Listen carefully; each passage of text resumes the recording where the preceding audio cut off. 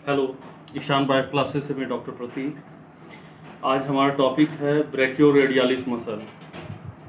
जैसा कि हम लोगों ने पिछले और सब वीडियोस में एक एक करके बहुत सारे मसल्स की स्टडी की, तो आज का टॉपिक हमारा ब्रैकियोरेडियालिस है। तो हम लोग आज समझेंगे कि ब्रैकियोरेडियालिस मसल है क्या।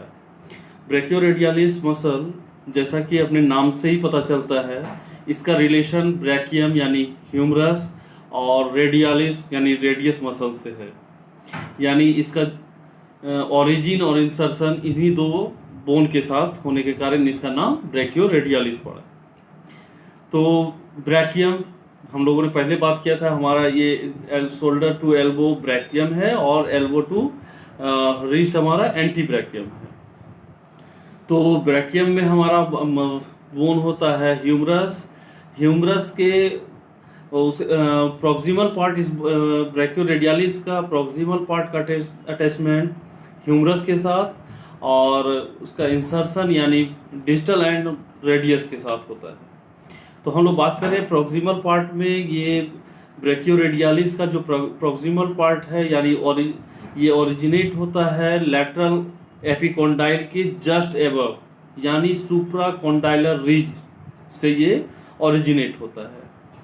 उसके बाद ये पास करता है हमारे लेटरल साइड से, लेटरल एपिकोंडाइल, और वो लेटरली ये मूव करता है एल्बो जॉइंट से और ये डाउनवर्ड आता है यानी इसका डिजिटल एंड अटैच करता है रेडियस से।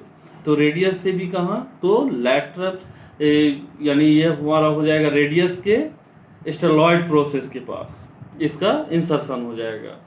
ओरिजिनेट होता है सुप्राकोंडाइलर रीज यानी लेटरल एपिकोंडाइल के जस्ट एबव से, और हमारा वो एल्बो जॉइंट को क्रॉस करते हुए लैटरली ये आता है रेडियस के स्टेरॉयड प्रोसेस के पास, ये अटैच करता है लैटरल साइड से।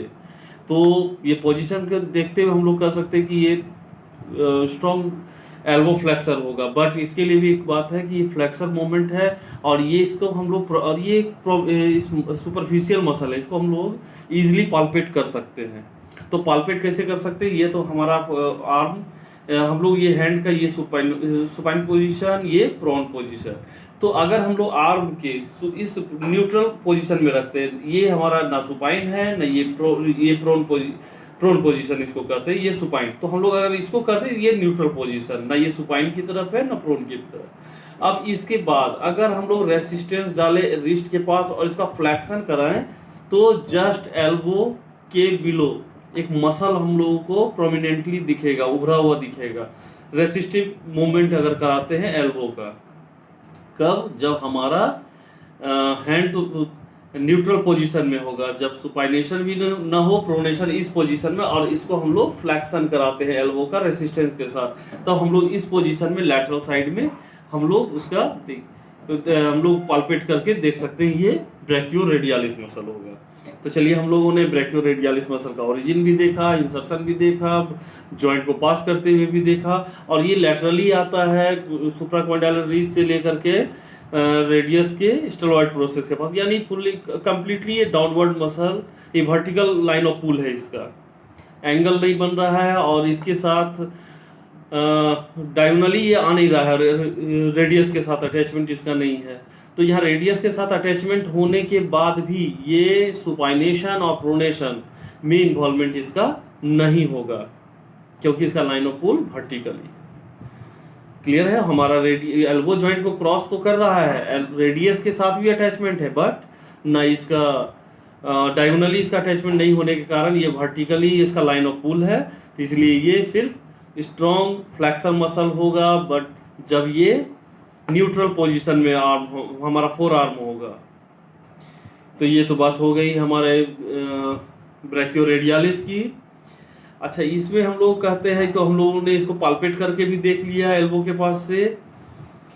अच्छा, ये ज़्यादा मोर इफेक्टिव है फ्लेक्शन में, इसका कोई रिलेशन नहीं है सुपाइनेशन और प्रोनेशन में। हम लोगों को हमेशा याद रखना है, क्योंकि अगर हम लोग को लगे कि ये तो ह्यूमरस के सुप्राकोंडाइलर रीज के पास से आ रहा है, रेडियस के साथ अटैचमेंट है, जरूर ये सुपाइनेशन और प्रोनेशन मूवमेंट में इन्वॉल्व होगा। लेकिन हम लोगों ने जाना इसका line of pull completely vertical है और ये लैटरल साइड से आ रहा है, लेटरल सुप्राकोंडाइलर रीज के पास से, होकर के स्टेरॉयड प्रोसेस ऑफ रेडियस के पास से आ रहा है, तो इसलिए ये सिर्फ न्यूट्रल पोजीशन में होने के बाद ये स्ट्रॉन्ग फ्लेक्सर का काम करेगा, जिसको हम लोगों ने पाल्पेट करके भी देख लिया।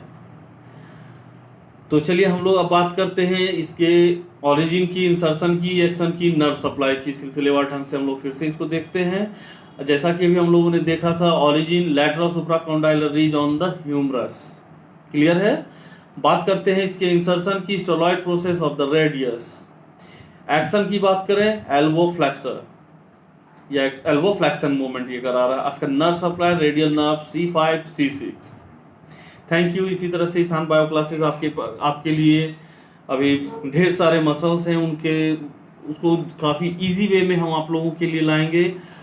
स्टडी करना आसान होगा, जिसके लिए आप अपने फ्रेंड और जूनियर्स को आप इस वीडियो को पास करके उन तक पहुंचा सकते हैं और उनके स्टडी में काफ़ी सहूलियत होगी और आप लोगों का काफ़ी सहयोग मिल रहा है।